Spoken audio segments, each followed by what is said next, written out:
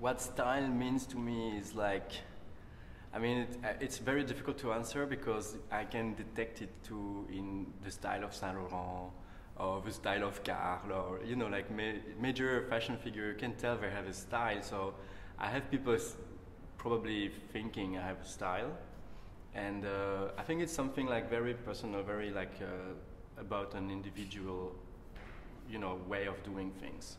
And I think we have like a logic in our eyes. So the way I do clothes, I probably always look to a balance of proportion and some a way of, you know, how the clothes are reacting on the body that makes the whole thing together.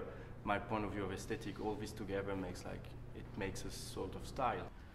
The greatest thing for me about living in New York is not going anymore in the hotels. It's like I was coming here so many often and always going to friendly hotels, which is kind of nice, but it's so different when you start really living in a city. And to me, I think it's a city that is so like, I love these cities forever. I had pictures of New York buildings in my bedroom as a kid, and I always felt like something attracting me here.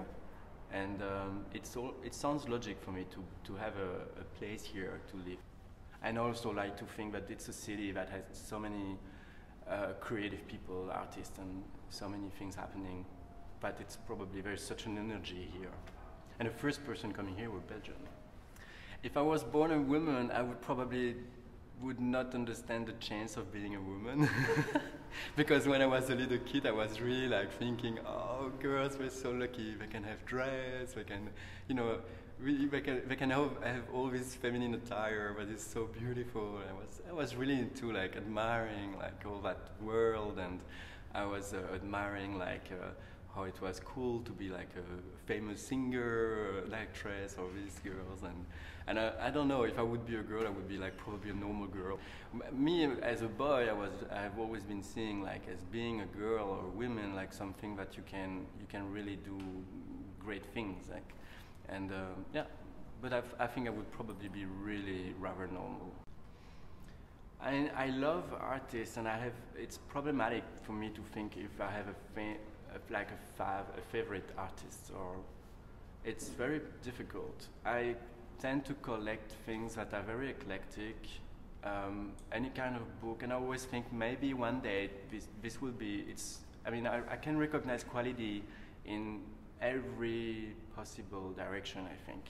So I have an interest like growing for many different type of art, or many different type of artists that are more conservative or more completely anarchic or more really like provocative. I don't have a favorite artist. It's like, it's a mystery also for me. Like a few times I had the chance to see an artist, and I rather prefer not knowing them. It's like I rather prefer only seeing their work and not think about even the individual sometimes. Sometimes my work is a bit inspired by art or an artist, because suddenly it's a reason for picking up color palettes and bringing like a little, you know, feel to the collection. And once I thought about like Art Brut artist, that was a schizophrenic woman out of Switzerland, like Aloise. It inspired me so much about her world of creation and her mystery. Another time I was even inspired by Claude Monet, like, you know, like to make like water lily dresses. Like it just came out like that. Or I remember once I did a sort of virtual collection about Pollock, or I did like a compression of clothes like Armand way.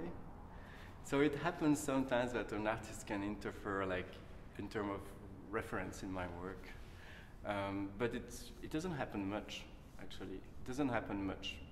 It's like, I think that sometimes I want blurry art references. Like I had like a resort recently where I was inspired by James Ensor and his beautiful pencil meets painting drawings. It inspired me to do prints, but I did not want it that we feel it has anything to do with James Ensor.